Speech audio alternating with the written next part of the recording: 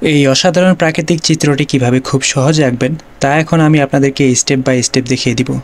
তাই মনোযোগ সহকারে সম্পূর্ণ ভিডিওটি দেখুন। সর্বপ্রথম স্কেলের সাহায্যে পেজের মাঝ বরাবরের একটু উপরে পেন্সিল দিয়ে হালকা করে দাগ টেনে নিতে হবে এবং এই দাগকে কেন্দ্র করে দুটো ঘর এঁকে নিতে হবে। ভিডিওতে লক্ষ্য রাখুন এবং ভালো করে দেখুন কিভাবে খুব সহজে দুটো ঘর আঁকতে হয় তা আমি আপনাদেরকে স্টেপ বাই স্টেপ দেখিয়ে দিচ্ছি।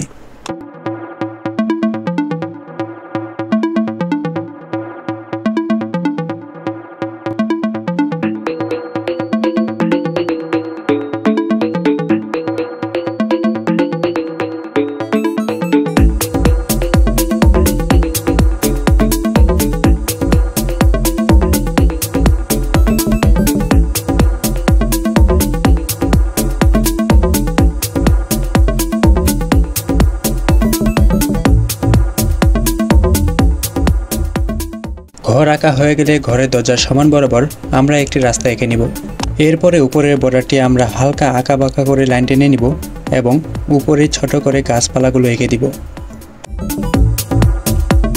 দূরের গাছপালাগুলো আঁকা হয়ে গেলে এর উপরে পাহাড় এঁকে নিব। আমি পাহাড়গুলো সঠিক মাপে আঁকার জন্য উপরে কানেকশন পয়েন্ট দিয়ে দিয়েছি, আপনারাও চাইলে দিতে পারেন।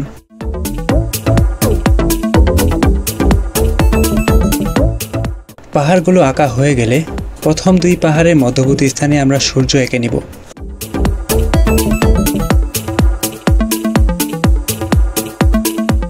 এখন আমরা নদীর ধার বা নদীর কিনারা এঁকে নিব।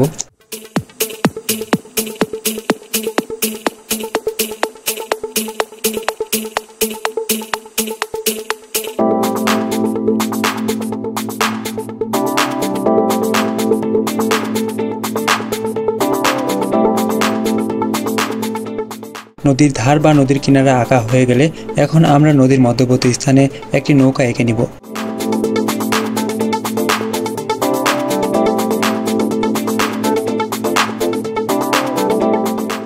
এইভাবে আঁকা বাঁকা করে নদীর ঢেউগুলো এঁকে দিতে হবে।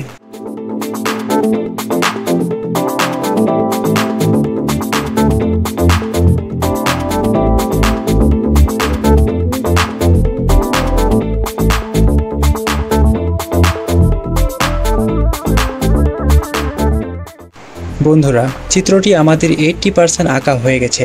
এখন শুধু বাদ রয়েছে রং করা। তো এখন আমরা পেন্সিলের সাহায্যে রং করব।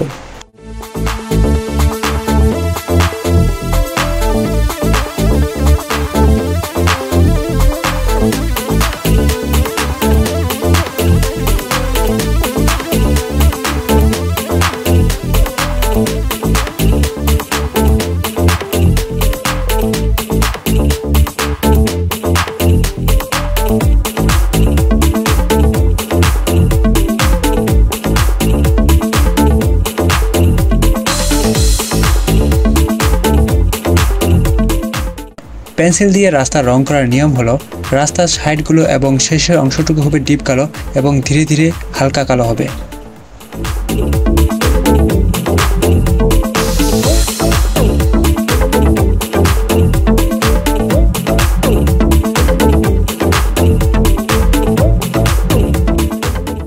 নৌকা কিভাবে রং করতে হয় সেই নিয়মটি এখন আমি আপনাদেরকে বলে দিচ্ছি। নৌকার নিচের অংশটুকু হবে ডিপ কালো এবং উপরের অংশটুকু হবে হালকা কালো।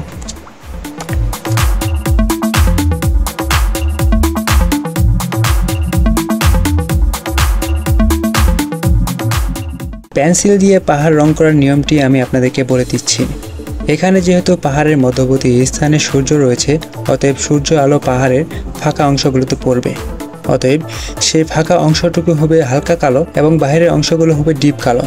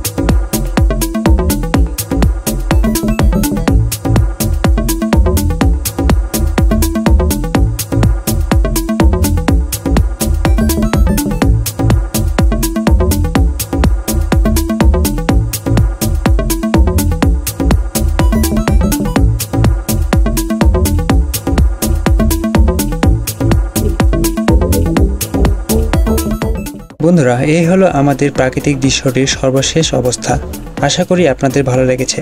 যদি ভালো লাগে এবং এরকম মজা আর্ট শিখতে চান তাহলে অবশ্যই আমাদের ইউটিউব চ্যানেলটি সাবস্ক্রাইব করে দিন এবং ফেসবুক পেজটি যদি ফলো করা না থাকে তাহলে অতি দ্রুত ফেসবুক পেজটিও ফলো করে দিন।